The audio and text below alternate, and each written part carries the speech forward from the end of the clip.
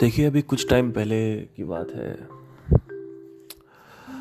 एक मेरा स्टूडेंट है, वो बिहार से आया और उसने मेरे से ये बोला कि मुझे सिंगिंग में कुछ करना है। और पिछले 5 से 6 साल से वो इस विचार की प्रैक्टिस कर रहा है कि वो सिंगर बनेगा। और जब भी किसी विचार का अभ्यास होता है तो उस विचार का एंटी विचार अगर उस व्यक्ति के सामने लाया जाए तो वो उसको एक्सेप्ट नहीं करता है। आप पिछले 10 साल से सोच रहे हो कि मैं सिंगर बनूंगा, मैं आपके सामने आके बोल दूं आप नहीं कर सकते, आप विश्वास नहीं करेंगे। तो ऐसे ही जब वो आया यहाँ पे तो मैंने उसको ये बताया कि देखो ऐसा है कि it's very hard to crack in music, acting and all that. It's because the people sitting over here, these people are not selecting the people as per the talent, as per the hunar. These people are selecting on a different agenda, which is negative mostly. तो हुआ क्या कि he never believed मी। आज का जो topic है basically वो ये है कि जब भी हम देखते हैं तो हम कंडीशनिंग को देखते हैं, हम रियलिटी को नहीं देखते हैं। अगर आपकी आंखें खुली और आप देख रहे हो तो आप कंडीशनिंग को ही देख रहे हो, चाहे कोई भी दृश्य आपकी आंखों के सामने है, आप कंडीशनिंग को देख रहे हो। बहुत से लोगों को ये बात समझ नहीं आती, स्पेशली 18 से 24 पबजी के रेंज वाले लोग।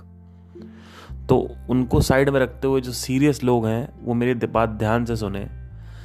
जब भी आप आंखें खोलते हैं आपको सिर्फ कंडीशनिंग दिखती है। लिटरली, ये लिटरली है, ये कोई हाइपोथेटिकल मेटाफोरिकली बात नहीं कर रहा हूं मैं आपसे। आपको लगता है कि आपको सब कुछ दिख रहा है, लेकिन एक्चुअली आपको सिर्फ रियलिटी दिख रही है, सॉरी कंडीशनिंग दिख रही है। और आज मैं कुछ उदाहरण लाया हूं, तो पहला उदाहरण चालू करते, क्योंकि सच बताऊं तो मैं इस दुनिया का जो अटेंशन स्पैन है वो इतना ज़्यादा नीचे गिर चुका है कि थ्योरी बताने वाला ही नहीं है, कुछ समझ नहीं आता किसी को। और जय कृष्णमूर्ति को समझने के लिए इन लोगों को कम से कम 10 से 12 जन्म लगेंगे। तो इतना ज़्यादा अटेंशन स्पैन चाहिए उनको समझने के लिए। वो कहाँ से कौन सुनता है। यहाँ से ओवर सिंप्लीफाई करके अगर कोई चीज़ बताओ तो नहीं समझ में आती लोगों को। क्या करो, क्या होगा इसका मतलब समझ नहीं आता इस देश का। तो थोड़ा सा मैं इरिटेटेड हूँ आज, थोड़ा सा मेरे को सह लेना। आज मैं कुछ उदाहरण लेके आया हूँ। अभी मैंने आपसे बात बोली कि आप जब आंखें खोलते हो, बड़ी बड़ी अपनी आंखें खोलते हो, तो आप कंडीशनिंग देखते हो, आप रियलिटी को नहीं देखते हो। ये जो स्टूडेंट है जो बिहार से आया था, इसने मेरे को बोला कि मुझे जॉब चाहिए। और ऐसे बहुत से लोगों को जॉब चाहिए, क्योंकि ऑब्वियसली सिंगिंग में तो कोई कुछ उखाड़ नहीं पाएगा। क्योंकि सिंगिंग में कुछ भी उखाड़ने के लिए आपको ऐसे लोगों के पास जाना पड़ेगा जो प्रोड्यूसर्स हैं, डायरेक्टर्स हैं, वो आपको सेलेक्ट करेंगे आपके हुनर पे, ठीक है। लेकिन ये नॉर्म जो आप लेके चल रहे हो कि आपका सिलेक्शन आपके हुनर पे होता है, ये एक घटिया नॉर्म है। ये जो बिलीफ है, ये जो आप सोच लेके चल रहे हो कि आपका सिलेक्शन आपके हुनर पे होता है, वो दिन जा चुके हैं। 2005 के बाद करप्शन बॉलीवुड में और बहुत जितनी भी इंडस्ट्रीज हैं जो ये मौकाएं देती हैं, इसमें बहुत ज़्यादा पेनिट्रेट कर गया था ये। तो इसकी वजह से क्या हुआ कि आज लोगों को पता भी चल रहा है, अब लोग विरोध में आ रहे हैं, तो लोगों को पता भी चल रहा है इस चीज़ के बारे में कि गंद बहुत ज़्यादा मच चुकी है। देखिए, जब शहर में हर जगह पार्टी होती है ना, तो देश तक नहीं पहुंचती है। ध्यान दीजिएगा मैं क्या कर रहा हूं। अगर आपके शहर में कोई पार्टी करता है, पूरे शहर में हर गली में अगर पार्टी पड़ी हुई है, तो भी वो पूरे देश तक नहीं पहुंचती है। जब वो पार्टी के ऊपर पार्टी, पार्टी के ऊपर पार्टी, मतलब टन ऑफ पार्टी होती है और पूरा बिल्डिंग भर जाती है पार्टी से एक एक, तब वो महक पहुंचती है बाकी शहर में। तो ये जो प्रॉब्लम हो रही थी, जिसको मैंने पहले ही बोला था 2013 और 14 में अपने दूसरे यूट्यूब चैनल पे कि मुंबई जाने वाला नहीं है, तो उस वक्त लोग मेरे को बोलते थे कि आपको कुछ नहीं पता है। मैंने कहा ठीक है, हमें नहीं पता, हम, जबकि मैं एक्चुअली 2013 में मुंबई जा चुका हूँ, वहाँ रह के आया हूँ। ठीक है, तो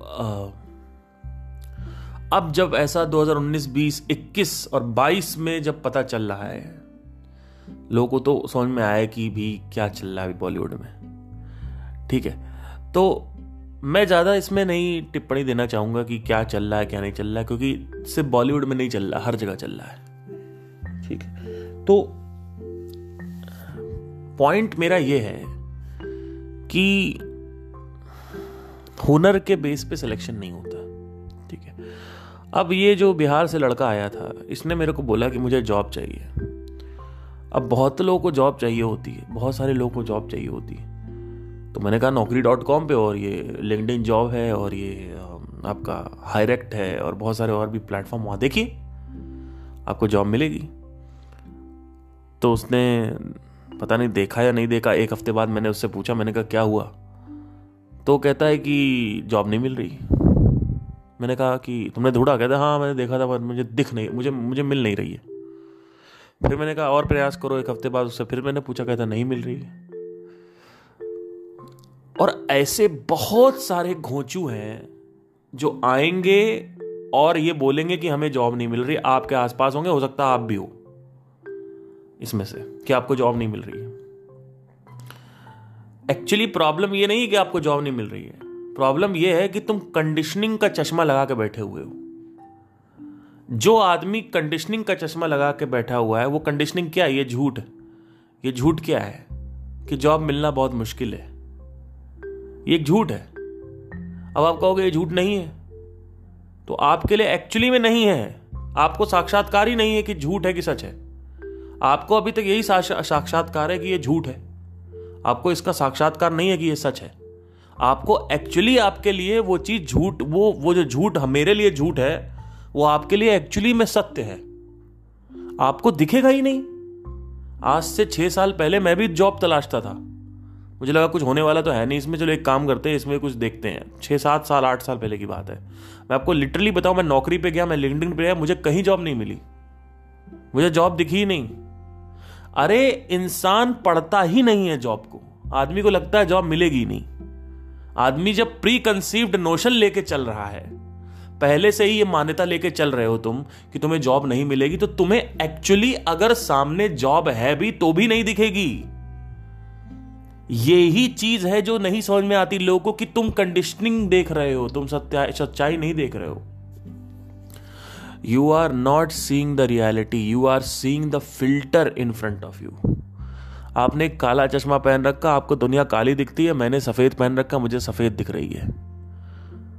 लोगों ने पीला पहन रखा है। लोग, आपको एक्चुअली में चश्मा पहनना चाहिए वो सफेद पहनना चाहिए।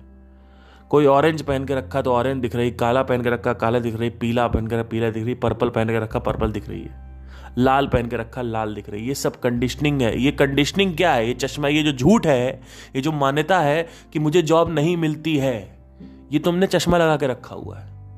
जब तुम चश्मा लगा के रखोगे तो तुम्हें एक्चुअली, तुम पहले से ही ये सोच के जा रहे हो कि मुझे जॉब नहीं मिलेगी, और उससे पहले भी तुमने सोच के रखा हुआ है कि जॉब पाना बहुत मुश्किल है।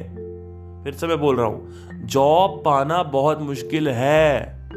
तो तुम्हारा जैसा घोंचू इंसान, अगर कोई इंसान तो आके समझाता भी है, उसके बाद भी आपको कोई उस मान्यता से ऊपर नहीं आना है। वो मान्यता टूटेगी नहीं आपकी, अगर मैं आपको आके बताऊंगा भी। और उसकी नहीं टूटी, उसको जॉब नहीं मिली, अभी तक नहीं मिली job. Till right now he is not able to find the job. अब मैं रियलिटी बताता हूं जॉब की। जॉब मिलना बच्चों का खेल है। वॉक इन इंटरव्यूज होते हैं, वर्चुअल इंटरव्यूज होते हैं, वॉक इन। बच्चों का खेल है जॉब मिलना, चाहे कोई भी फील्ड हो, बीपीओ हो, ये हो वो हो, जो छोटी छोटी जो फील्ड्स है इसमें ज़्यादा, जिसमें अक्सर होता रहता है। बीपीओ हो गया, डिजिटल मार्केटिंग हो गया, उसमें रोज जॉब निकलती है। लेकिन आपके लिए वो खेल, आपको लगता है कि नहीं मिल रही है क्योंकि तुम पहले ही सोच के बैठे हुए हो। देखो, एक तरीके का जादू है, इसको थोड़ा सा अगर ऐसे तुम्हें समझ में आता है तो ऐसे भी समझ सकते हो कि एक तरीके का जादू है। जैसे ही वो जादू तुम्हारे अंदर घुसता है तुम्हें रियलिटी दिखना बंद हो जाती है।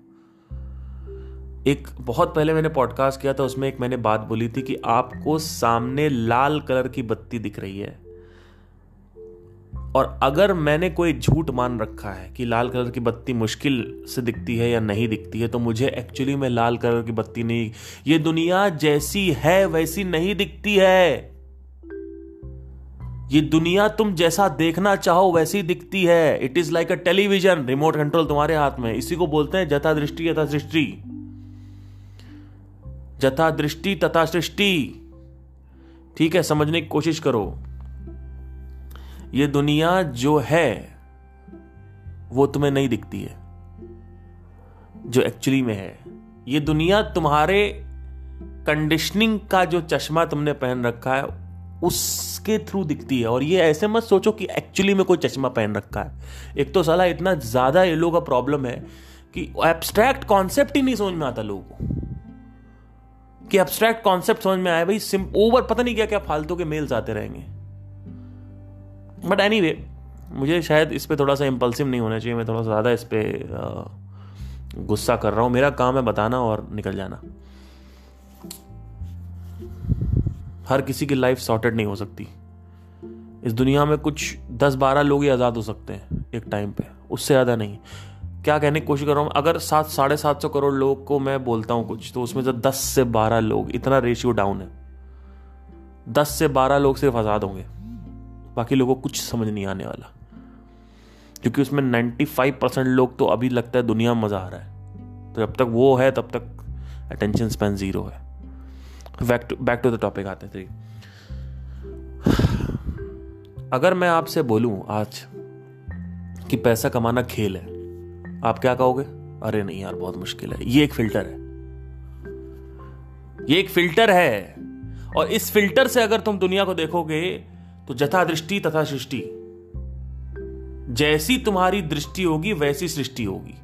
इसको लोग समझ नहीं पाए। लोगों को लगता है लिटरली ऐसे कृष्णा बोल के चले गए, क्या फर्क पड़ता। अरे भैया, आप समझने की कोशिश करो कि ये दुनिया वैसी नहीं है जैसी दिखती है। ये दुनिया वैसी नहीं है जो तुम देख रहे हो। ये दुनिया अलग अलग लोगों के नजर से अलग अलग तरीकों से दिखती है। अलग अलग लोगों की नजर इस दुनिया को अलग अलग तरीके का फॉर्म देती है। किसी इंसान को उसी सिचुएशन में एक सॉल्यूशन दिखता है और उसी पर्टिकुलर सिचुएशन में एक इंसान को प्रॉब्लम दिखती है।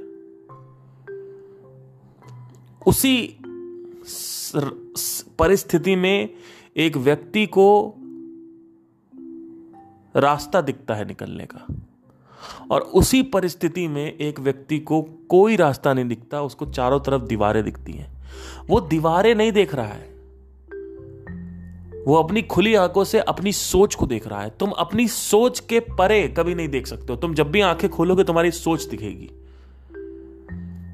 तुम जब भी आंखें खोलोगे दुनिया एक्चुअली में जैसी है वैसी नहीं दिखेगी। ये दुनिया वैसी नहीं दिखती है जैसी कि है। ये दुनिया वैसी दिखती है जैसे तुम चाहते हो। The reality never reveals itself. You need to reveal the reality by yourself। फिर से मैं बोलता हूं, इस विश्व की हकीकत तुम्हारे सामने खुद को प्रस्तुत नहीं करती है। तुम्हें इस विश्व की हकीकत को खोजना होता है और खुद को प्रस्तुत कराना होता है। जब तुम पैदा होते हो तो तुम झूठ में पैदा होते हो। तुम्हारे सामने जब तुम पैदा होते हो, 15 साल के होते हो, तब तक एक झूठ को स्टोर कर दिया जाता है तुम्हारे अंदर। और वो जो स्टोरेज है, जब तुम आंखें खोलते हो, वो जो डेटा भरा हुआ है उस हार्ड डिस्क के अंदर जो तुम्हारे अंदर डाली गई है 15 साल में, सिर्फ वो डेटा दिखता है। एक्चुअली में वो दुनिया नहीं दिखती है। इट इज लाइक आप चश्मा पहन रखे हो और चश्मा दिख रहा है, सिर्फ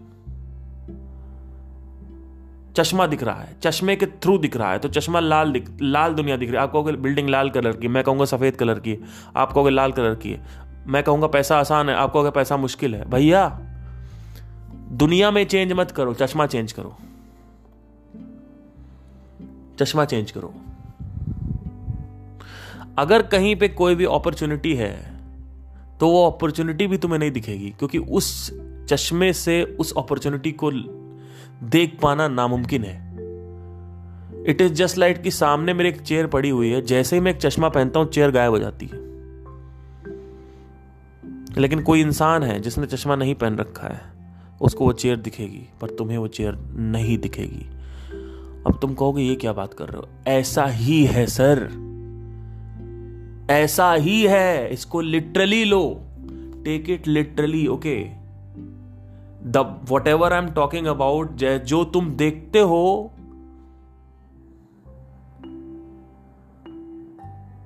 वो ही दिखता है। जब भी तुम किसी चीज को देखते हो तो पूरी रियलिटी नहीं दिखती, और पूरी क्या, कभी कभी तो पूरा झूठ दिखता है। तुमने आंखें खोली, आज तुम सुबह उठे, बाहर निकले, तुमने आंखें खोली, जो दुनिया तुम्हें दिख रही है सामने, वो एक्चुअली दुनिया जो तुमने अंदर बना रखी है वो दिख रही है। इस दुनिया की असलियत कभी भी सामने नहीं आती है। सत्य तुम्हारे सामने खुद ब खुद नहीं आएगा, सत्य को लाना पड़ता है।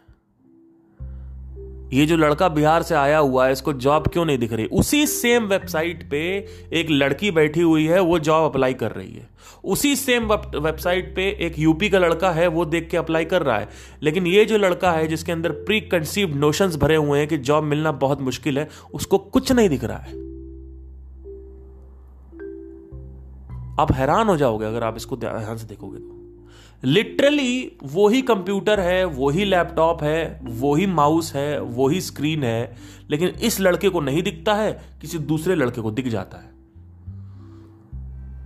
जब तुम किसी झूठ को बहुत स्ट्रांगली मान लेते हो और उसके बाद कुछ रीड करते हो, तो उस रीड का जो असली मायना है वो उस झूठ के साथ कोरिलेट होकर तुम्हें समझ में आता है। जो असली मायना है वो कभी समझ में नहीं आता। जो भी तुम देखते समझते हो उसको अपने एक्सपीरियंस के साथ मिला जुला के स्टोर कर लेते हो, जबकि करना क्या चाहिए? जो तुम्हारे ऑलरेडी मेमोरी है या एक्सपीरियंसेस है लाइफ के, उसके साथ जो तुम देखते हो उसको कभी भी कोरिलेट नहीं करना होता, चिपकाना नहीं होता है आपस में। आप पहाड़ देखने गए, अरे ये पहाड़ तो जुरासिक पार्क में भी दिखाया गया था, खत्म, जिंदगी खत्म, झंड,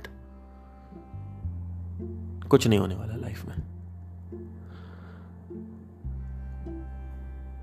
आप पहाड़ देखने गए, अरे वो मेरी जो पिछले गर्लफ्रेंड थी वो पहाड़न थी, खत्म।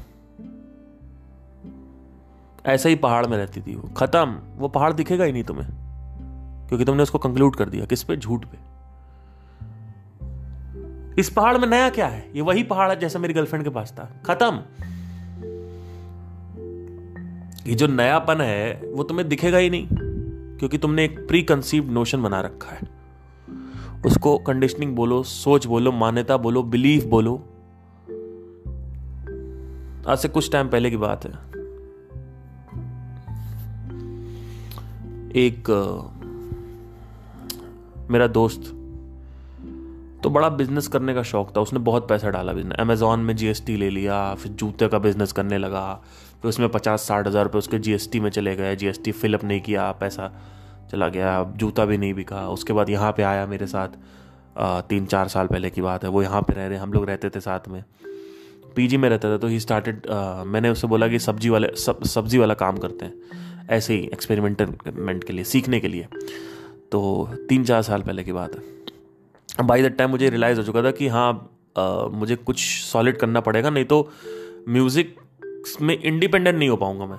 मुझे जॉब करनी पड़ेगी, जैसे बाकी लोग ढोंग करते हैं, इधर जॉब करेंगे, उसके बाद म्यूज़िक करते रहेंगे। मैं पिछले 4 साल से ना कोई जॉब कर रहा हूँ ना कुछ कर रहा हूँ, सिर्फ म्यूज़िक पे हूँ और बढ़िया कंफर्टेबल लाइफ है। लेकिन लोगों को पता नहीं कि क्या है क्या। एनीवे, मैं उस पर नहीं आऊँगा।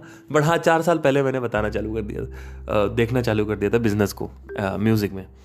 तो ये जो दोस्त था मेरा, ये आया हुआ और इसने सब्जी का बिज़नेस चालू किया। हम दोनों ने मिलके सब्जी का बिज़नेस हमने किया। तो हम क्या करते थे, हमारे पास आइडिया ये था कि हम सब्जी वहाँ से ख़रीदेंगे, बाहर से गाज़ीपुर सब्ज़ी मंडी से ख़रीदेंगे, और गाज़ीपुर सब्ज़ी मंडी से ला के हम प्याज को ख़रीदेंगे 10 रुपये में और यहाँ पे ला के बेचेंगे 15 रुपये में। मतलब मार्जिन बहुत कम होता है फूड में, फ्रूट्स एंड वेजिटेबल्स में।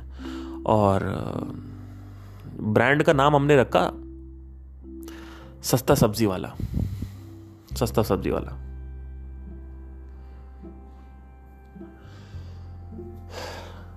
तो ब्रांड का नाम हमने रखा सस्ता सब्जी वाला। अब मतलब ब्रांडिंग भी बड़ी खतरनाक करी, प्राइस पे पोजीशनिंग कर दी सीधा। बट एनीवे, वो बहुत ख़राब नाम था।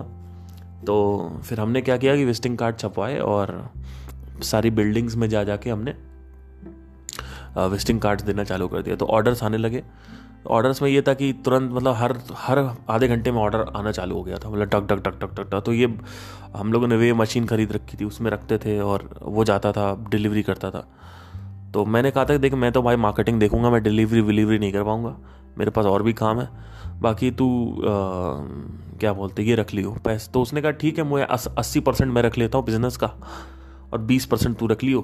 कुछ ऐसा हमारे अंदर एक समझौता हुआ। ठीक है भाई, 80% तू रखोगी, डिलीवरी वो कर रहा, मैं घर में बैठा हूँ सिर्फ। तो मैंने कहा ठीक है, मैं मार्केटिंग का देखता हूँ, तुम देखो।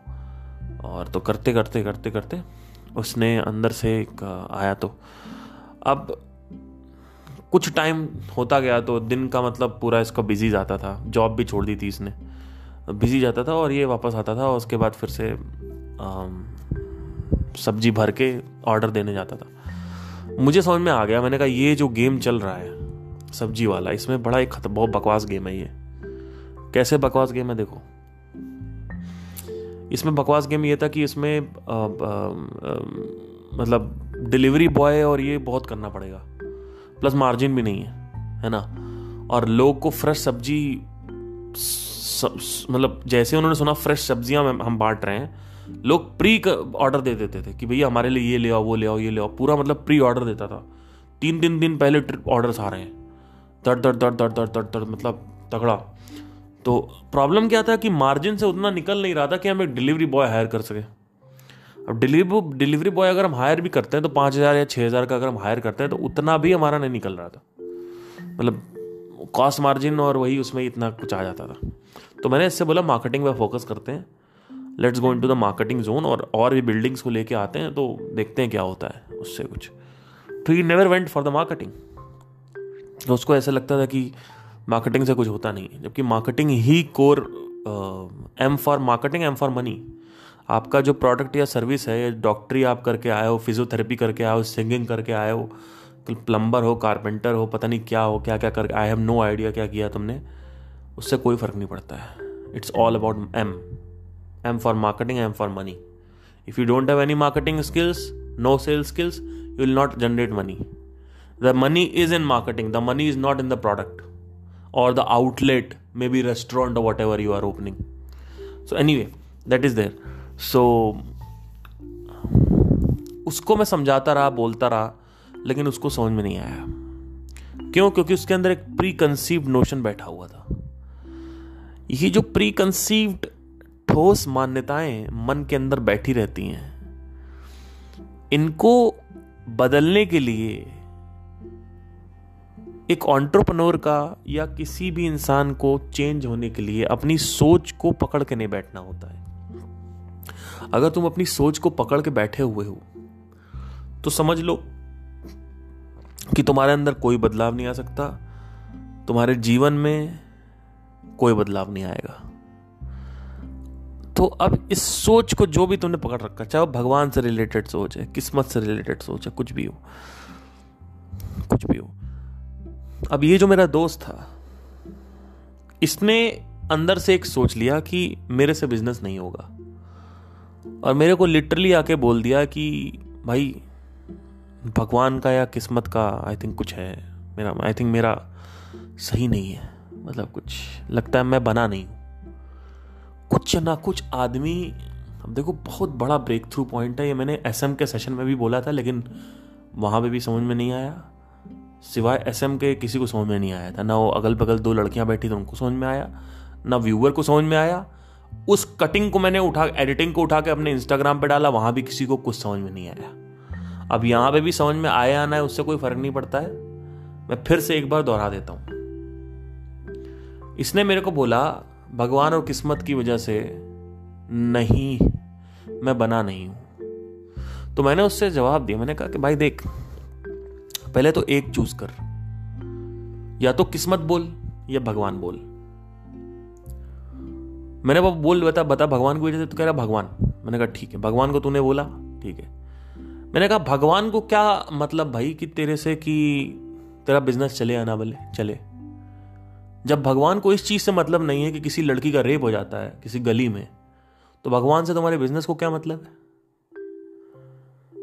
ये जो सोच आपने बना के रखी हुई है भगवान से कि भगवान हमारे कार्यों में बीच में मॉनिटरिंग करते हैं, ये कल्चर हमेशा, हमारा जो कल्चर है, हमारे देश का जो कल्चर है पिछले 10,000 साल से, वो ऐसे चलता चला आया है कि आपकी जिंदगी आपका कर्म है, आपका जीवन आपका कर्म है। योर लाइफ इज योर कर्म। तो इसमें भगवान का इंटरफेरेंस नहीं होता है, ठीक है। तो आप अगर भगवान को हटा भी दें तो आप एक और चीज ले आओगे, वो है किस्मत। अब किस्मत को आप लक होता है। एक बड़े अच्छे 4 बजे सुबह उठने वाले खिलाड़ी हैं, अक्षय कुमार नाम है उनका। उन्होंने बोला 70% लक होता है, 30% हार्डवर्क होता है। वो भी देखो एक पर्टिकुलर मान्यता लेके चल रहे हैं, ठीक है। अभी जो मान्यता है, क्या ये सच मान्यता है? अगर ये सच मान्यता है, फिर 70% लक मतलब मेरा लक सही नहीं है। मतलब ऐसी चीज मेरे अंदर खराब है जो मैं कंट्रोल नहीं कर सकता। मेरा लक सही नहीं है, 70% लक का रोल होता है। मेरा लक सही नहीं है, 80%। मतलब लक का मतलब क्या हो गया? तुम कंट्रोल नहीं कर सकते उसको। तुम अपने कर्मों को कंट्रोल कर सकते हो। आज तुम उठ के धौला कुआं जा सकते हो, ये कर्म है। तुम सामने पेंसिल रखी उठा सकते हो, ये कर्म है। पर the moment you call it destiny और luck, you are concluding the entire algorithm on a particular magic. You need to understand something. और फिर से मैं ये एसएम के उसमें मैंने बोला था, फिर से मैं दोहरा देता हूं। जब भी किसी इंसान को कुछ समझ नहीं आता है, वो इंसान ऑटोमेटिकली उसको चमत्कार पे कंक्लूड कर देता है। मेरा बिजनेस नहीं चला क्योंकि मेरे कर्म सही नहीं है, मेरे पिछले जन्म के कर्म खराब थे, डेस्टिनी का प्रॉब्लम है। और ये तुम्हारे साथ भी होता है, जो सुन रहे हैं ना लोग, इनके साथ कुछ भी बैठे हुए डिप्रेसिव हैं, आज अच्छा नहीं लग रहा है, जरूर मेरे साथ किसी ने कोई काला जादू, बड़ा काला जादू को मान के रख, काला जादू तो नहीं कर दिया किसी ने। अच्छा मेरे को आज अच्छा, मेरे 1 हफ्ते से अच्छा नहीं लग रहा है, ओ लगता है मेरा ये वाला चक्र सही नहीं है, मेरा वो चक्र सही नहीं है। चमत्कार उठा उठा के हर चीज को चमत्कार पे पेलना, हर चीज को चमत्कार पे कंक्लूड कर दो। नहीं समझ में आ रहा, चमत्कार डाल दो बीच में। कोरोना आ गया, क्यों आया पता नहीं। अभी कुछ साल पहले मलेरिया आया था, आई थिंक 1940s या 50s में आया। उस समय मेडिसिन नहीं थी मलेरिया की, तो लोगों ने कहा महामारी आ गई, महामारी आ गई, महामारी आ गई, महामारी आ गई, भगवान की कृपा, भगवान ने मार डाला सबको, भगवान सबको मारने पे तुले हुए हैं। एक आदमी आया, उसने मलेरिया की मेडिसिन बनाई, सबने खाया, लोग सही हो गए। अब एक बात बताओ, अगर वो आदमी सबकी तरह ये कहता भगवान की कृपा थी, तो क्या होता? क्या होता भाई? हर चीज का, स्पेशली 95% चीजों का जो रीजन होता है वो लॉजिकल होता है। 95 क्या 100% चीजों का। आपको स्पेस में डार्क एनर्जी क्यों है ये समझ नहीं आ रहा है, इसका मतलब ये नहीं है कि वहां पे कोई तांत्रिक बैठा हुआ है और वो सब घुमा घुमा के काला जादू कर रहा है। आज से कुछ साल पहले कितने मर्डर हो गए हैं। इस मान्यता को जब लोगों ने माना कि धरती गोल है, तो 1500 AC यानी आज से 500 साल, ज़्यादा दूर नहीं है, आज से 500 साल पहले ही एक व्यक्ति था, साइंटिस्ट था, उसने बोला धरती गोल है। उसने मार डाला लोगों, मतलब लोगों ने उसको मार डाला। उसका नाम मुझे याद नहीं आ रहा, अभी मैं आपको बताऊंगा। बड़े खतरनाक नाम होते हैं। उसको ये बोला गया, लिटरली कान खोल के सुन लो सब लोग, उसको ये बोला गया कि ये एंटी क्राइस्ट फैला रहा है, ये क्राइस्ट के खिलाफ बात कर रहा है, मार डालो। फिर एक और साइंटिस्ट आया, उसने कहा कि हम केंद्र पे नहीं हैं, सूर्य केंद्र पे है, हम उसका चक्कर लगा, उसको मार डाला गया। सिर्फ मान्यता के चक्कर में लोगों को मारा। प्लेटो ने एक बात कही थी, सोक्रेटिस के वो थे शिष्य, प्लेटो ने बोला था कि जो सच बोलता है उसको मार डाला जाता है। सही बात है, उन्होंने ये नहीं बोला था मार डाला, उन्होंने कहा चुप करा दिया जाता है। और सच हर कोई नहीं सुन सकता। अगर भगवान का सच में लोगों को पता चल जाए कि क्या है, तो लोग का जो फंडामेंटल है वो हिल जाएगा। फंडामेंटल क्या है? लोगों को एक सहारे के लिए एक कोई चीज भी तो चाहिए, वो सहारा आप छीन लोगे।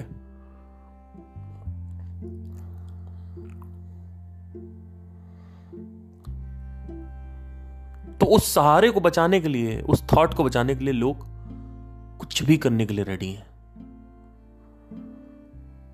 इसलिए भगवान का एग्जाम्पल आप बार बार नहीं ले सकते, क्योंकि भगवान एक बहुत सेंसिटिव टॉपिक है।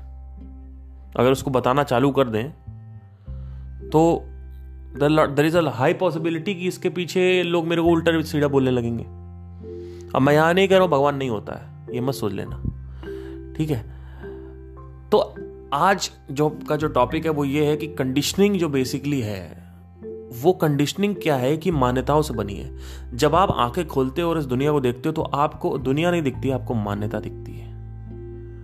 हर चीज में तुमने मान्यता डाल रखी है। तो ये जो मेरा दोस्त था, जो सब्जी वाला बिजनेस हम करते थे साथ में, इस दोस्त ने कहा कि मेरा भगवान या डेस्टिनी का कुछ इशू है। मैंने कहा देख भाई, डेस्टिनी और भगवान का इशू नहीं है, तेरे को एक लॉजिकल रीजन समझ नहीं आ रहा है तेरी रीजनिंग का कि तेरा बिजनेस फेल क्यों हुआ। मैं बता रहा हूं ये बिजनेस फेल क्यों हुआ, जो मेरे को देखो कि मैं भी बिजनेस में था, पार्टनरशिप में था 20% की, पर बिजनेस में मैंने कहा ये बिजनेस इसलिए फेल हो रहा है क्योंकि इस बिजनेस में कोई मार्जिन नहीं है।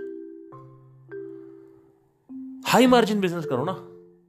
इस बिजनेस में पहले खुद लेबरी करो, सब्जियां देने जाओ, ऊपर से लोग बोलते हैं सब्जी वाला आ गया, चलो ठीक है, वो बोल दे वो तो चलो ठीक है, आदमी सुन लेगा। लेकिन ना तुम्हारा स्केलिंग का एटीट्यूड है, ना तुम्हें कस्टमर एक्विजिशन का कोई एटीट्यूड है, तो कैसे बिजनेस करोगे? तुम्हारा एटीट्यूड क्या था बिजनेस को करने का? शुरू से तुम्हारा एटीट्यूड क्या था कि तुमको बिजनेस को यूज करना है पैसा कमाने के लिए? नहीं नहीं नहीं नहीं। यात्रा जो है बेसिकली वो ही मजेदार होनी चाहिए, वो उसमें ही लालच होना चाहिए, यात्रा का लालच होना चाहिए। तुम्हें यात्रा का लालच होना चाहिए, तुम्हें डेस्टिनेशन का लालच नहीं होना चाहिए। डेस्टिनेशन क्या है? पैसा है, फेम है, कार है, BMW है, लड़कियां हैं, तुम्हें इसका शो ऑफ है, दिखावा है, जलाना है, तुम्हें इसकी लालसा है, इसको सोच के तुम्हारे जीभ से लार टिपकती है।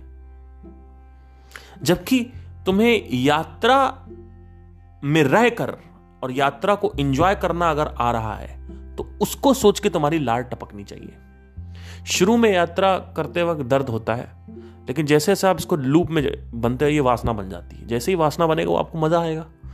जो एंटरप्रेन्योर, बड़े जो ये सीरियल एंटरप्रेन्योर्स होते हैं, एक के बाद एक बिजनेस खड़ा कर देते हैं, उनको एक्चुअली पैसे का कोई वो नहीं होता है।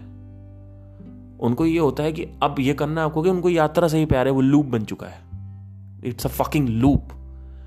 They are in love with the fucking yatra only, with the journey only itself. That is the reason these people are doing business again and again. Now where you need to stop, you don't understand. These people are not able, these people are unstoppable. ये लोग करते जा रहे हैं। ऐसा इसलिए है क्योंकि ये एक वासना में जा चुके हैं और मोमेंटम हो गया तेज। पहले गाड़ी की स्पीड 10 थी, अब ट्रेन की स्पीड हो गई 220। तो मोमेंटम रोकने के लिए भी तो आपको पहले थोड़ा थमना होगा। थमोगे कैसे? जब बड़ी पिक्चर दिखेगी आपको, जब बड़ी पिक्चर दिखेगी कि ये जो तुम कर रहे हो ये सब 2 कौड़ी की चीजें हैं, और बड़ी जो कौड़ी की चीज है वो क्या है, 100 कौड़े की या करोड़ टके की चीज क्या है, वो जब तुम्हें पता चलेगी तभी तो तुम रुकोगे। इसीलिए जो बड़े बड़े एंटरप्रेन्योर है, जो भी जिन्होंने भी कुछ अचीव किया, जो मिलियनियर है, जो उनको पता है कि इससे आगे मेरे को नहीं बढ़ना है। नहीं तो आजकल तो लोग भगवत गीता को भी यूज कर रहे हैं बिजनेस में। उसमें एक बात कही थी ना, चौथे नंबर पे कृष्ण ने बोला था कि 4 लोग मेरी शरण में आते हैं। एक जो दुखी है, दूसरा जिसके अंदर इच्छा है, तीसरा जो ऑलरेडी मेरे अंदर है, मतलब जो ऑलरेडी मेरे को करा, जैसे मैं बार बार घूम फिर के हुए माए पे आ जाता हूं, जो ऑलरेडी इसमें है, और चौथा जो मेरे को यूज करना चाहता है अर्थ निकालने, अर्थार्थी बोलते हैं इसको, अर्थ निकालने के लिए। वो कहता है भगवत गीता को पढ़े, बस की मीनिंग क्या है, इससे क्या होगा, इसका यूज क्या है। जैसे साइंटिस्ट कहते हैं कि अच्छा हाँ अब ये कॉमेट आ गया तो उसमें जो मिट्टी है इसका यूज क्या है, वैसे इसमें यूज क्या है, इसका यूज क्या है। अरे भैया, जो तुम भगवत गीता की बातें कर रहे हो, वचन दे रहे हो आप जाके बिजनेस का, उसमें इतनी बातें और बोली, वो भी तो बताओ। बस वही एक ही बात, उसको बिजनेस उठाया, श्लोक उठाया, यहां से उठाया, उसको बिजनेस ने कनेक्ट किया और बिजनेस को घुमा के पैसा जनरेट करे। कितना पैसा कमाओगे यार। उसमें यह भी तो बोला है मन को वश में करो, वो क्यों नहीं बात करते हो। आधे से ज्यादा भगवत गीता में कम से कम, मतलब अगर 700 श्लोकों में 50% से ज्यादा श्लोक में तो यही बोला, मन को वश में करो, मन को वश में करो, मन को वश में करो। मने वश में नहीं है तो पढ़ने का फायदा क्या भगवत गीता। पर कृष्ण ने यह भी बोला था कि अर्थार्थी लोग भी आते हैं। अर्थार्थी मतलब क्या, वो जो मीनिंग निकाल रहा है, वो जो भगवत गीता को यूज करना चाहता है मटेरियल हासिल करने के लिए, क्योंकि भगवत गीता मटेरियल भी देती है आपको। अगर आप भगवत गीता पढ़ोगे तो आपको मटेरियल भी दिखेगा उसमें। हालांकि मेरे हिसाब से सिर्फ भगवत गीता पर रिलाई मत करो मटेरियल के लिए। जो बड़े लोग बिजनेस जिन्होंने बुक्स लिखी है उनकी ज्यादा जरूरी है बुक पढ़ना। तो मेरी बात सुनिए ध्यान से। जो आपकी मान्यताएं हैं आप वो देख रहे हैं। आप जब आंखें खोलते हैं तो अगर आप आज से, चलो एक और कहानी बताता, बड़ी इंटरेस्टिंग कहानी। आज से 1-1.5 साल पहले की बात है। मेरा ब्रेकअप हुआ तो मैंने फिर शादी.com पे ऐसे ही प्रोफाइल बना लिया टाइम पास के लिए। मैंने वहाँ लिख दिया 10 लाख रुपए एनुअल मेरी सैलरी है। मेरे को वहाँ पे एक्चुअली ऑफर मिल रहा था शादी.com पे 3 महीने का, तो मैंने ले लिया। मैंने कहा बड़ा सस्ता मिल रहा है तो मैंने ले लिया। वो लिमिटेड टाइम के लिए आया था, मैंने ले लिया। मैंने कहा चलो ठीक है, मेरा ब्रेकअप भी हुआ था, 1-1.5 साल हो गए थे, तो मैंने कहा चलो देखते हैं क्या होता है, कुछ टाइम पास के लिए लिया मैंने। तो मैंने ले लिया। अब मैं जैसे अंदर गया मैंने 10 लाख रुपए लिख दिया। मैंने कहा 10 लाख रुपए मैं कमा रहा हूँ तो एनुअली। तो मेरे पास 2 या 3 रिश्ते आए। ध्यान से सुनिएगा। रिश्ते मतलब क्या, दिन में 2-3 मैसेज आते थे, उसमें से 1-2 का रिप्लाई आता था।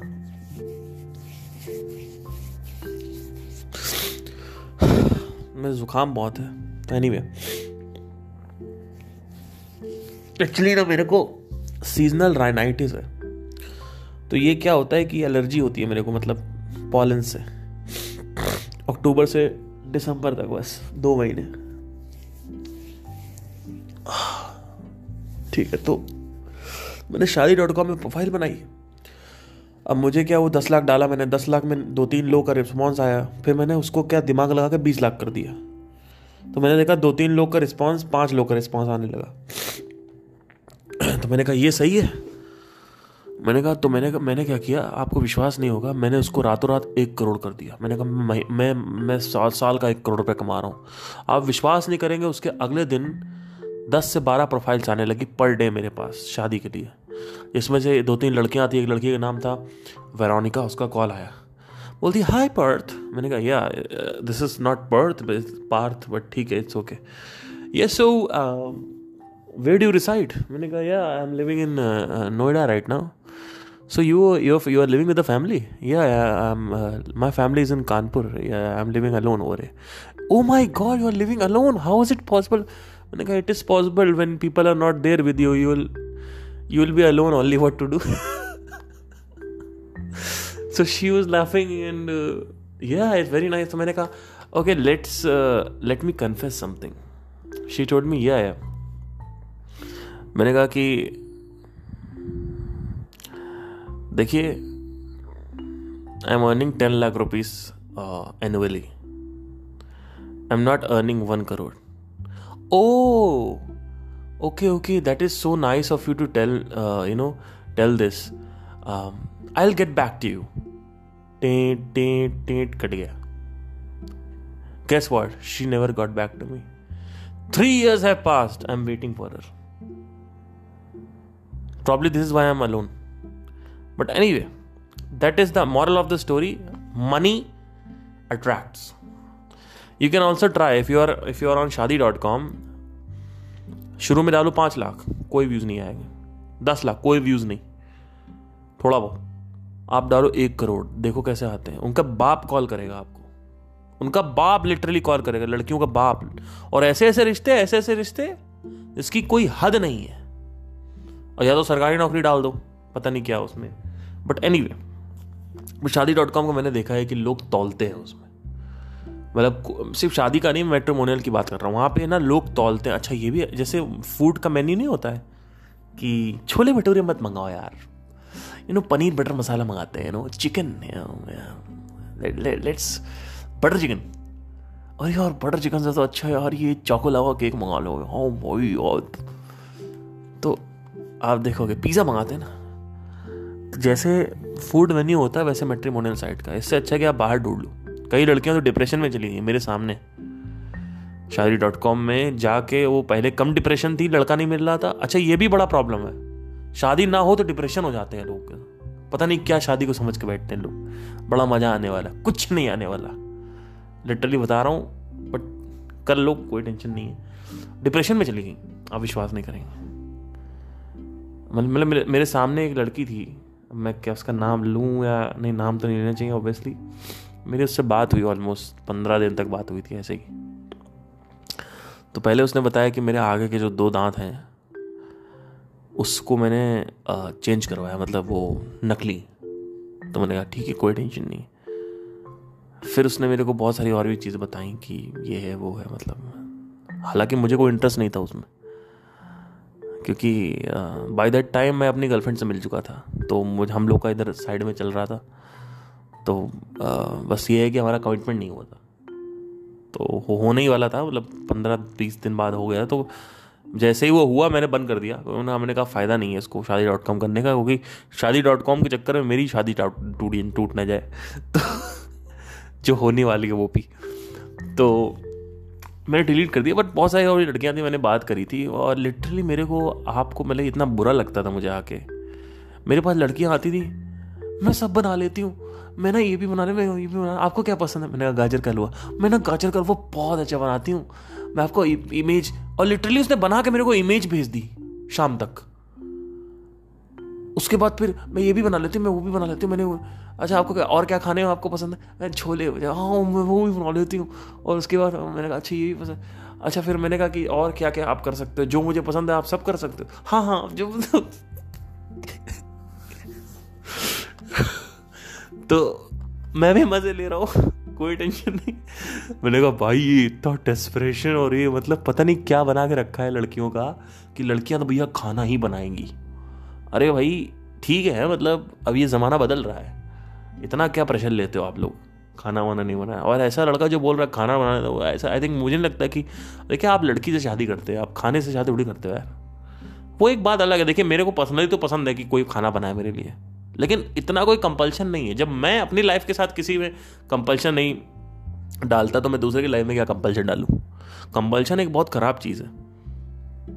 कंपल्शन मीन्स वासना. मुझे खाना खाने की वासना नहीं है, इंटरेस्ट है. इसीलिए मैंने बहुत मुश्किल से ये डिस्टिंक्शन किया है, लेकिन वो भी किसी को समझ में नहीं आया. क्यों? क्योंकि पता नहीं क्या प्रॉब्लम है, समझ में नहीं आया. तो एनीवे, तो ये शादी.com में एक लड़की और मेरे को मिली थी. जिस लड़की के चक्कर मैंने पूरी बात उठाई वो तो बताया नहीं आपको.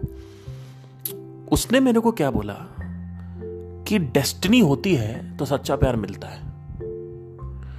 तो पहले द मोमेंट शी सेड, मैंने तो उसको नो बोल दिया अपने अंदर. मैंने कहा इस लड़की के साथ मेरी जिंदगी में कभी नहीं पट सकती. मैं पट ही नहीं सकती इस लड़की के साथ. अगर मेरी इस लड़की के साथ पट गई तो मैं आत्महत्या कर लूंगा. क्योंकि इतना तगड़ा बिलीफ सिस्टम जिसका हो, स्ट्रांग हो, मैं नहीं रह सकता उसके साथ. क्योंकि जो लड़की, जो व्यक्ति अपने बिलीफ सिस्टम को लेके फ्लेक्सिबल नहीं है, वो मेरे साथ नहीं रह सकती। ये सिंपल, बहुत ही सिंपल चीज़ है जो मैंने अंदर डाल रखी है। तो मैंने कहा ये मेरे साथ नहीं रह पाएगी भाई, ये उस तो मैंने उससे थोड़ा आर्ग्यू किया मज़े मारने के लिए। मैंने कहा देखो, पहली चीज़ तो सच्चा प्यार, आई थिंक आप 27 साल के हो, आपको ही पता है क्या सिचुएशन है सच्चे प्यार की, है ना। ये सच्चा प्यार सिर्फ सच्चा एक्चुअली शब्दों में होता है, लेकिन एक्चुअली कोई सच्चा नहीं होता। सम ट्रांजैक्शन चल रहा होता है। तो बोलती है हाँ नहीं मिल भी जाता। मैंने कहा डेस्टिनी हो तो डेस्टिनी क्या होती, मतलब डेस्टिनी का मतलब क्या। मैंने उसको बोला डेस्टिनी का मतलब क्या। इसका मतलब डेस्टिनी है तो आप शादी.com पे क्यों आए हो। अगर डेस्टिनी एक्चुअली में होगी तो आप शादी.com छोड़ो, बंद करो, मैट्रिमोनियल साइट बंद करो। अपने आप डेस्टिनी होगी तो आ जाएगा बंदा। डेस्टिनी होगी तो मिलेगा, डेस्टिनी होगी तो मिलेगा। ये क्या होता है। और तुमको किसने बोला कि डेस्टिनी होती है। किसने लिख के बोला। कहीं लिखा हुआ, ग्रंथों में कहीं लिखा है डेस्टिनी होती है। किताबों में सब कुछ लिखा होता। कहां लिखा, बता दिखाओ कहां लिखा है। किसने लिखा। पूरी भगवत गीता मैंने 50 बार पढ़ डाली, मुझे तो नहीं दिख रहा कहीं कि सब कुछ लिखा होता है। बेटा कहां लिखा हुआ है। अगर सब कुछ लिखा होता है तो बैठे रहो ना चुपचाप, काम क्यों कर रहे हो। अपने आप चीजें अपने आप आएंगी। अब आप कहोगे नहीं काम भी करना पड़ेगा, तो आप दो बातें क्यों बोल रहे हो। आप एक बात बोलो ना। लिखा हुआ का मतलब क्या है। चाहे तुम काम करो चाहे ना करो, पैसा तुम्हारे पास अपने आप आएगा ना। लिखा हुआ है करोड़पति बनोगे तो पैसा अपने आप आना चाहिए। अब फिर कहते हो नहीं लिखा तो हुआ है पर काम भी करना पड़ेगा। ये कहां लिखा हुआ है। ये क्या होता है। I mean how does this. ये समझ नहीं आया मुझे आपका जो पॉइंट है कि लिखा हुआ है और काम भी करना पड़ेगा। ये दोनों चीजें कहां लिखी हुई हैं कि लिखा हुआ है कि काम भी करना पड़ेगा। तो या तो काम करो या तो लिखा या तो बैठो चुपचाप। देखिए मैं आपको इसको थोड़ा सा एग्जांपल से रिलेट करते हैं। सन 2022 में मैंने लिख दिया, लेट्स से आपका नाम निशा है, मैंने लिख दिया निशा की शादी होगी 2050 में। 2022 में मैंने लिख दिया है। अब निशा बड़ी हुई, 2023 में उसकी शादी हुई, 2023 में वो पैदा हुई और 50 में उसकी शादी हो गई। तो ऐसे ही लेट से 5000 साल पहले हमारा कलयुगी जो लोग हैं उनके लिए कुछ लिखा गया था। तो अब अगर 5000 साल पहले लिखा गया है तो अब तुम चाहे काम करो चाहे ना करो, होगा वही जो लिखा है। जैसे कि 2022 में मैंने निशा के लिए लिख दिया 2050 में शादी होगी। अब निशा चाहे लड़का ढूंढे जिसको आप एक्शन बोल रहे हो या ना ढूंढे, उससे क्या फर्क पड़ता है। लड़का 2050 में आएगा तो होगा, शादी तो होगी। ये जो बात आती है कि डेस्टिनी है और उसके बाद कार्य भी करना पड़ता है, ये बहुत ही भोंदू किस्म की बात है। इसको क्वेश्चन नहीं किया गया ठीक से। अगर कुछ कहीं लिखा गया है पहले तो वो ऑब्वियसली उसमें कोई चेंज नहीं हो सकता है। उसमें कहीं चेंज नहीं हो सकता। मतलब आपके कार्य करने से उसका वो बदलेगा नहीं, वो वही रहेगा। चाहे बैठो घर में चाहे बाहर कहीं घूमो, उससे कोई फर्क नहीं पड़ेगा। तो उसने मेरे को बोला डेस्टिनी है। तो मैंने कहा डेस्टिनी है तो शादी.com पे तुम क्या कर रही हो। डेस्टिनी है तो हर चीज में जो आदमी मानता है ना सब कुछ, वो बीच में डाल देता है। जैसे अगर कोई चीज समझ नहीं आ रही है, कुछ हो रहा है, कुछ भी लाइफ में हो रहा है, अगर कोई इंसान हर चीज में भगवान को मानता है बहुत ज्यादा, तो बुरा होगा तो भगवान, अच्छा होगा तो भगवान। आज मेरा एग्जाम में अच्छे नंबर नहीं आए तो भगवान, एग्जाम में अच्छे नंबर आ गए तो भगवान, एग्जाम में पास हो गए तो भगवान, एग्जाम में फेल हो गए तो भगवान, बच्चा हो गया तो भगवान, बच्चा नहीं हुआ तो भगवान, एग्जाम पेपर में अच्छे क्वेश्चन आ गए तो भगवान, नहीं आए तो भगवान, वीजा लग गया तो भगवान, वीजा नहीं लगा तो भगवान।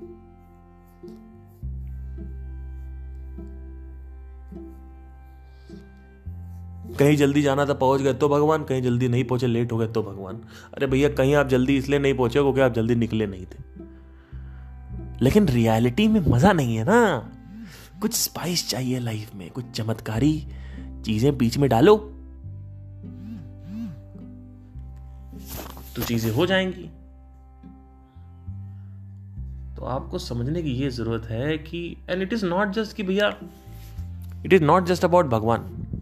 और यहां पे मैं कहीं भी ये बोलने की कोशिश नहीं करना भगवान नहीं होता है, मैं बस ये कह रहा हूं कि देखिए जो आपके कार्य हैं, जो कर्म है, उसमें भगवान का इंटरफेरेंस नहीं होता है, क्योंकि आपके ही कल्चर ने ये बोला your life is your Karma.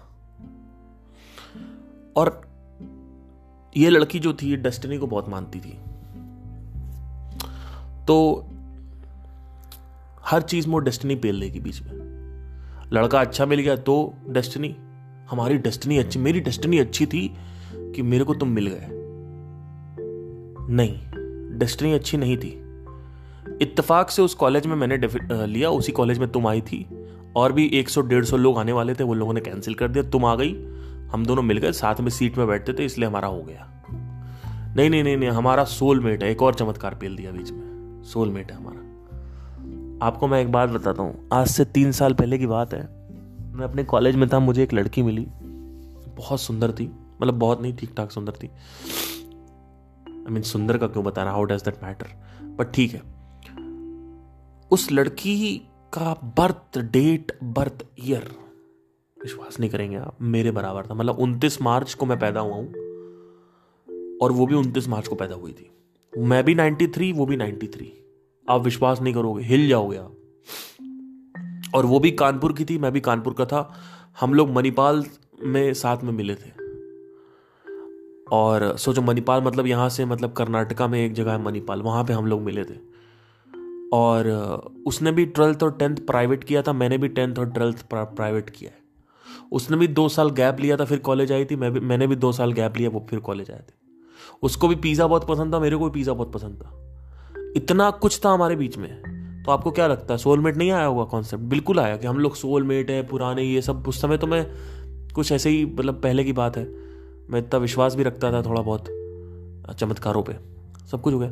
3rd year 4th year तक आते आते उस लड़की ने अपना रंग दिखाया, और उस लड़की ने मेरे को साफ बोल दिया, ऐसा है जितना था सब कॉलेज तक था, अब मैं तुमसे शादी वादी कुछ नहीं कर सकती हूं, मुझे अब अपने घर वालों की मर्जी से शादी करने दो, क्योंकि हमारा कास्ट नहीं मिल रहा है। ये फंसता है हमेशा इंडिया में, तो हमारा कास्ट नहीं मिल रहा। तो मैंने कहा ठीक है, भाड़ में जाओ, खत्म। उसके बाद से ना उसने मेरे को बात करी।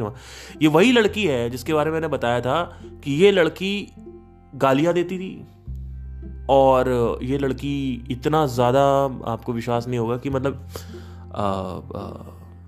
अगर इसकी दोस्त से लड़ाई हो जाए तो मेरे को आके, मेरे पीछे से आके जो मेरा खाल है वो नोच देती थी। और कितनी बार तो मैंने भी इसके सामने सोफा वो उठा के पटक दिया, मतलब मैंने, आपको विश्वास नहीं होगा। ये ऐसी लड़की थी जो अपने आप को मारती थी गुस्से में। और ये वही लड़की है, जब इसकी दूसरी शादी हुई, मतलब सॉरी, इसकी जब शादी हुई तो वहां उस पति के सामने ऐसा कोई रिएक्शन नहीं करती थी वो। आप सोचिए, ये वही लड़की है जो एकदम पवित्रता की देवी बन गई शादी के बाद। ना कोई गाली, ना कुछ, ना, सिर्फ वही लड़ाई, हल्की फुल्की लड़ाई होती थी। अब बताओ सोलमेट का कॉन्सेप्ट यहां पे कोई सोलमेट कॉन्सेप्ट नहीं। और आप सोच रहे होगे कि इतनी डिटेल बता रहे हो, मैंने कहा तो ऐसा कुछ तो क्या वो उसको सुनेगी पॉडकास्ट वगैरह, तो क्या उसको लगेगा कि वो रिएक्ट मार जाए? कोई रिएक्ट नहीं मारेगी वो, औकात ही नहीं है किसी की रिएक्ट मारने की। क्योंकि रिएक्ट मारने का मतलब ही है कि पूरे परिवार में पता चलना कि पार्थ के साथ कुछ लफड़ा था। कहां पता चलना? वो जो ससुराल है वहां पे और मायका है वहां पे, वहां पता चल रहा। और आज तक मेरी और उसकी एक म्यूचुअल फ्रेंड है, हम तीनों को बस पता था कि मेरा लफड़ा चलता था उसके साथ कॉलेज में। आपको विश्वास नहीं होगा, पूरे दुनिया में किसी को और नहीं पता है, हम तीनों को सिर्फ पता है। तो वो बात बाहर आ ही नहीं सकती। वो सुनने के बावजूद भी वो, उसके औकात नहीं है कि वो एक्शन ले ले। और एक्शन लोगी कैसे? लीगली भी तुम कैसे एक्शन लोगी? ना मैंने तुम्हारा नाम डाला, ना खुद डाला। मेरी कॉलेज में लाखों करोड़ों लड़कियां हैं, फ्रेंड थी। अब बताओ, लीगली तुम एक्शन ले नहीं सकते। तो you have to play safe. It is always like that. So we need to understand something that it is not about soulmate or anything like that. It doesn't matter. मतलब पहले ऐसा होता था कि एनर्जी की जो इंटेंगलमेंट है वो विवाह के टाइम कर दी जाती थी. तो ऐसा होता था कि जब आदमी मरता है तो साथ में भाई बहन हो गया और ऐसा कुछ डिसेंडेंट्स कुछ चीज़ें थी, होता था ऐसा कुछ. बट अभी ऐसा कुछ नहीं है. अभी कोई ज़रूरी नहीं है, क्योंकि अभी जो मेन चीज़ है कि आपके जो कर्म है उसके हिसाब से आपको शरीर मिलेगा. बट अभी मैं चमत्कारी चीज़ें यहाँ पे बीच में नहीं लाऊंगा. अभी आज का जो टॉपिक था वो ये था कि मान्यता जो है बेसिकली उसको आप कैसे ख़त्म करें जिससे आपको जो एक्चुअली में रियलिटी है वो दिखे. उसका सिर्फ यही तरीका है कि आप हर चीज़ को क्वेश्चन करो, और क्वेश्चनिंग का पहला चरण है comparison. The moment you question it, सबसे पहले चीज़ कंपेयर करो. जैसे कि फॉर एग्जांपल मैं बिजनेस में फेल हुआ, तो क्या आप ही फेल हुए? और भी बहुत सारे लोग फेल हुए ना. उन्होंने तो बीच में डेस्टिनी या किस्मत का थप्पा नहीं लगा दिया, है ना. तो आपको ये समझने की ज़रूरत है कि